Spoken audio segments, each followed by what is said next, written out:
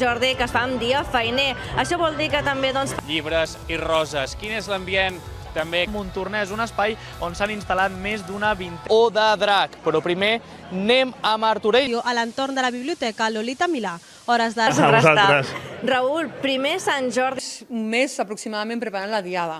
Prèviament... No se pierda la oportunidad de conquistarnos de... 4 autors, anem a parlar primer amb el Sergio, que presenta aquest llibre. De casa i molt contenta de compartir aquest dia doncs, amb molta gent coneguda. Un assaig obert davant de tota la ciutadania. Són diversos els veïns i veïnes de Mollet que s'estan sumant en aquest... Rosa, em deies que cada cop hi ha més demanda, no? Sí, perquè clar, la gent... A nivell de preus, com estan aquestes roses clàssiques més convencionals? Està dintre el marc de la cultura del nostre país. Després, punts de llibre, que també estan il·lustrats per volum. Les heu venudes totes, És increïble, cada any ens... A la mitja hora escampat i res, a seguir a tope. Parlem